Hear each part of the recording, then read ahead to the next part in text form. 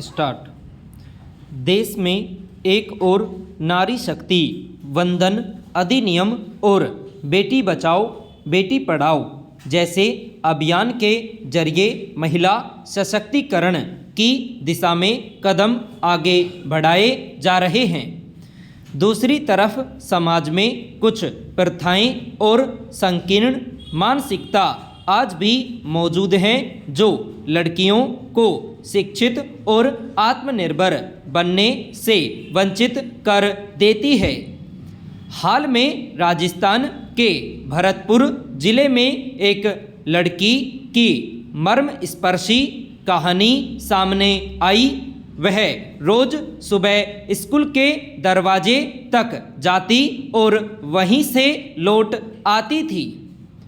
एक दिन वह पूछने पर उसने बताया कि माँ का कहना है कि पढ़ाई बेटियों के लिए नहीं होती है।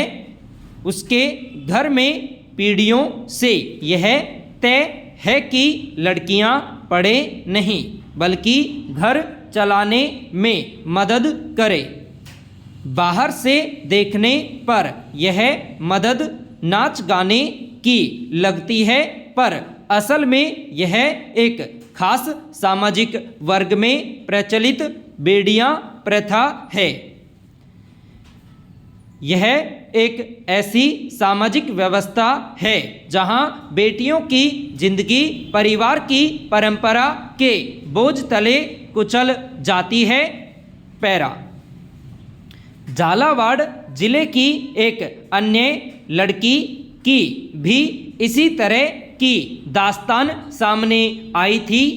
वह 13 वर्ष की थी जब उसे कला सिखाने के बहाने नाच गाने के कार्यक्रम में भेजा जाने लगा। धीरे धीरे उसे समझ आया कि यह कोई कला नहीं बल्कि मजबूरी की जंजीर है। वर्ष 2018 में एक गैर सरकारी संगठन की मदद से उसे आवासीय विद्यालय में दाखिला मिला। पैरा। दरअसल जिस वर्ग में यह बेड़ियां प्रथा प्रचलित है उसके बारे में माना जाता है कि यह मूलतः घुमंतू या अर्ध घुमंतू समुदाय है। इसकी मध्य भारत, मध्य प्रदेश, उत्तर प्रदेश, राजस्थान और झारखंड जैसे राज्यों में उपस्थिति रही है। बेड़िया समुदाय का इतिहास लोक नृत्य और गायन से जुड़ा रहा है। यह समुदाय पहले मेलों, राज दरबारों और सामाजिक कार्यक्रमों में नाच गाने का काम करता था, लेकिन सामाजिक ढांचा बदलने लगा और आर्थिक अवसर सीमित हुए। तब यह पेशा गरीबी का माध्यम बन गया। अशिक्षा और सामाजिक तिरस्कार ने इस समुदाय को ऐसी स्थिति में पहुंचा दिया कि उनके नाच गाने के पेशे पर शोषण और देह व्यापार की काली छाया पड़ गई। अब यह कुप्रथा पीढ़ी दर पीढ़ी चलने वाली परंपरा के रूप में स्थापित हो चुकी है, जहां बेटियां अपने परिवारों की आर्थिक जिम्मेदारी ढोने के लिए शोषण का शिकार हो जाती है। पैरा। बेड़िया प्रथा एक ऐसी सामाजिक व्यवस्था को दर्शाती है जहां महिलाएं और बेटियां परंपरा, गरीबी तथा मजबूरी के नाम पर अपने अधिकारों और गरिमा से वंचित कर दी जाती है। इस प्रथा में एक ऐसी विकृत प्रवृत्ति देखने को मिली है जहां कई परिवार अपनी बेटियों को आर्थिक साधन के रूप में देखने लगते हैं और बाद में उन्हें देह व्यापार में धकेल दिया जाता है। इस प्रकार बेटियों की शिक्षा, स्वास्थ्य गरिमा और समान अवसर सब पीछे छूट जाते हैं। इस प्रथा का एक प्रत्यक्ष सामाजिक असर यह है कि बेड़िया समुदाय की महिलाएं न तो समाज में पूर्ण रूप से स्वीकार की जाती है और न ही उन्हें स्थायी आजीविका के अवसर मिल पाते हैं। इस वजह से आज की यह कुप्रथा बेहद भयानक रूप में जिंदा है। बेड़िया समुदाय की लड़कियां आमतौर पर शिक्षा से वंचित है और छोटी उम्र में ही इस प्रथा में झोंक दी जाती है। यह सामाजिक और मानव अधिकारों का गंभीर उल्लंघन है। पैरा संयुक्त राष्ट्र की एक रिपोर्ट के अनुसार भारत में महिला तस्करी और यौन शोषण के मामलों में सबसे अधिक पीड़ित वर्ग वे महिलाएं हैं जो पारिवारिक रूप से ऐसे समुदायों से आती है। यह स्थिति भारत में लैंगिक समानता और महिला सशक्तिकरण की दिशा में हो रहे प्रयासों को चुनौती देती है। अगर राजस्थान की बात करें तो बेड़िया समुदाय की स्थिति विकट है। भरतपुर, धौलपुर, कोटा, बूंदी, झालावाड़ और सवाई माधोपुर जिलों में इस समुदाय के परिवार बड़ी संख्या में पाए जाते हैं। एक अध्ययन के अनुसार भरतपुर जिले के एक गांव में लगभग 70 बेड़िया परिवारों में से 58 परिवारों ने अपनी बेटियों को इस प्रथा में झोंक दिया है।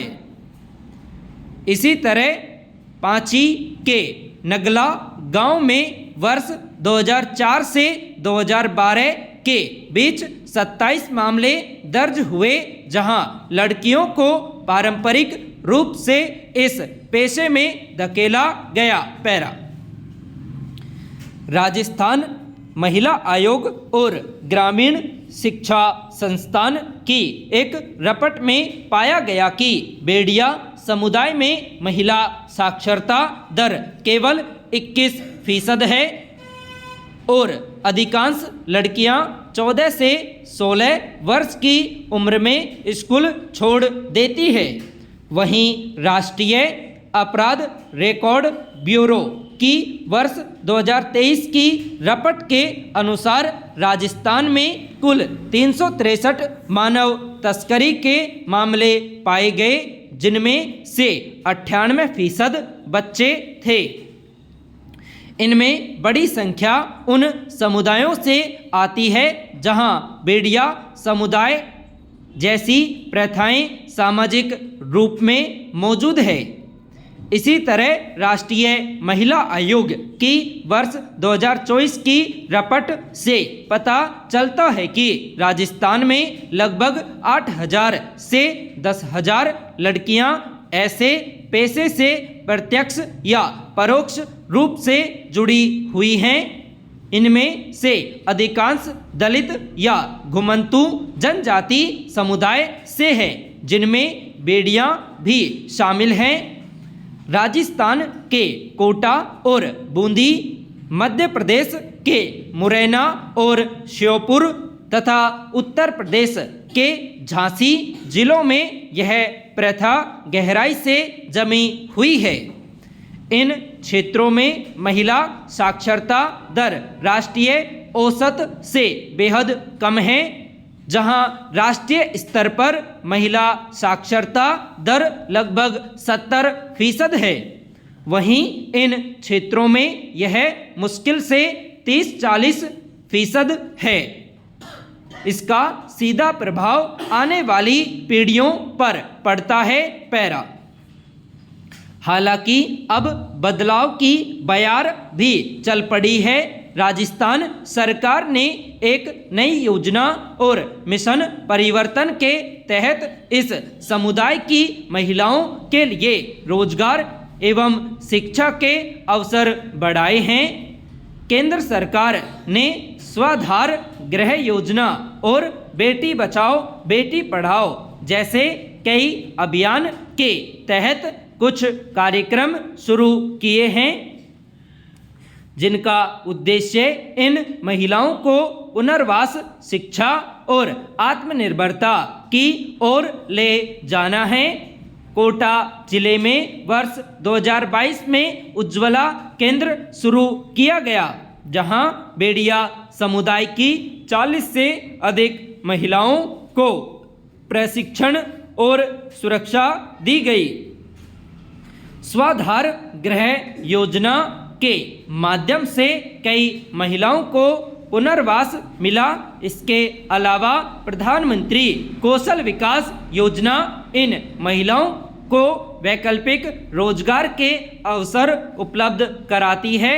वहीं कई गैर सरकारी संगठन इन समुदायों में जाकर शिक्षा केंद्र और पुनर्वास शिविर चला रहे हैं। पैरा इसी तरह राजस्थान में भरतपुर के घाटोली में पंचायत ने वर्ष 2022 में सार्वजनिक घोषणा की कि कोई भी परिवार नाबालिग लड़कियों को शहर न भेजे, अन्यथा प्रशासनिक कार्रवाई होगी।